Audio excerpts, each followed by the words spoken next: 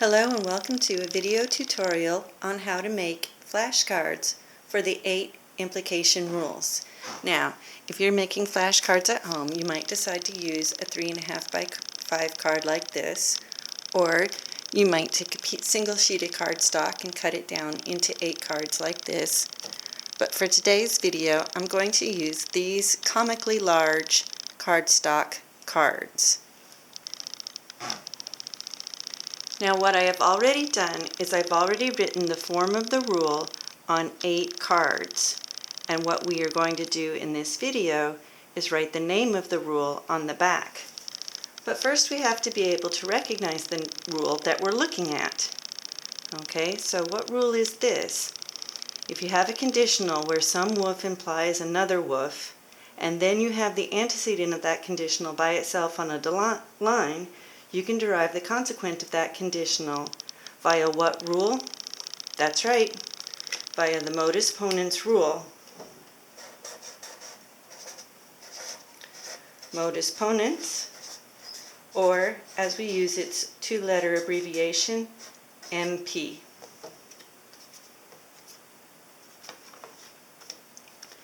The next card says, if we have a conditional where the red circle implies the blue square, where red circle and blue square are any well-formed formula whatsoever, and we have the negation of the consequent of the first conditional, then we can derive the negation of the antecedent of the initial conditional.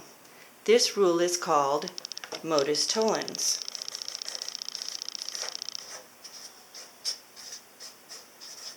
which we abbreviate MT for short. This rule starts with a disjunction and is followed by a negation. If we know that either some woof or another, say red circle or blue square, is true, but we also know that it is not the case that the left disjunct is true, then we can derive the right disjunct by itself on a line according to the rule disjunctive syllogism.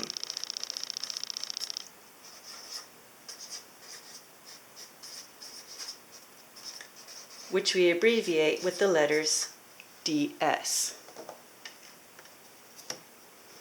Now, the next rule we have is composed of 2 conditionals and a third conditional.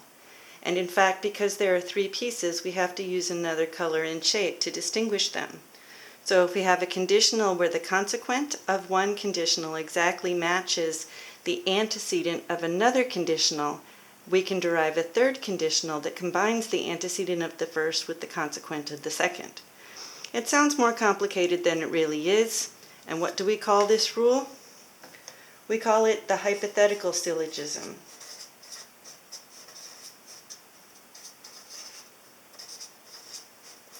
It's hypothetical because it involves conditional statements that may or may not be true in terms of their individual components, but the relationship is if A then B and if B then C, then we can conclude if A then C.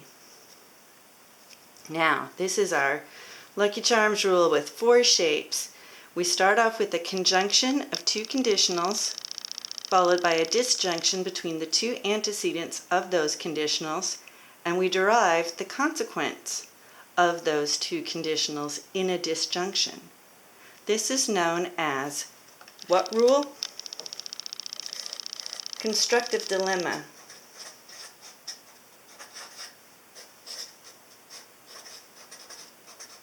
Which we abbreviate CD.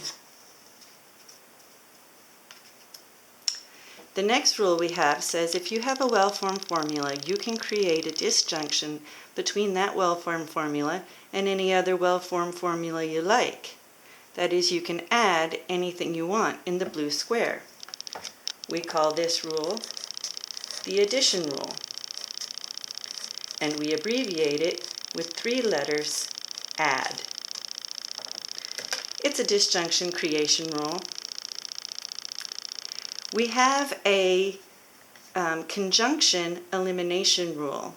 If we know that 2 well-formed formulas are true, because a conjunction is only true when both conjuncts are true, then we can derive the left conjunct by itself on a line via the what rule? That's right, simplification, which we abbreviate with the capital letters SIMP. Finally, we have our conjunction creation rule. If we know that a well-formed formula is true and another well-formed formula is true, then we can combine them together in a new conjunction. We call this rule, what rule? Of course, we call it the conjunction rule. And we abbreviate that rule CONJ. Now, there's two ways to go through the deck. We've gone through the deck by looking at the form and seeing if we can come up with the name of the rule, but we could also shuffle our deck. It's apparently messier than I expected. But yeah, let's just shuffle our deck.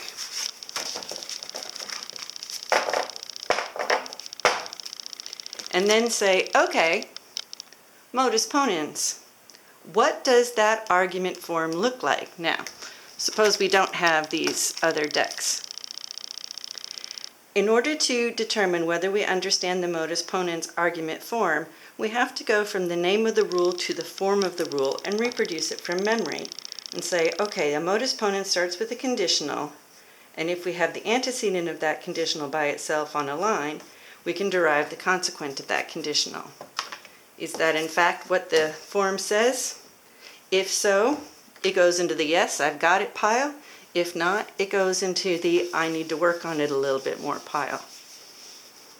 The next rule we have is hypothetical syllogism. Hypothetical syllogism is the rule that says if we have a conditional followed by another conditional where the consequent of one conditional exactly matches the antecedent of another conditional, we can derive a third conditional by combining those pieces that are only stated once. So if circle implies square and square implies triangle, then circle implies triangle. Did we get it right? Yep, we sure did.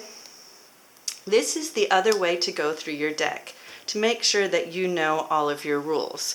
It's one thing to be able to recognize the form of the rule when you're given, and another thing to recreate the form of the rule when you have the name of the rule and nothing but the name of the rule as your prompt.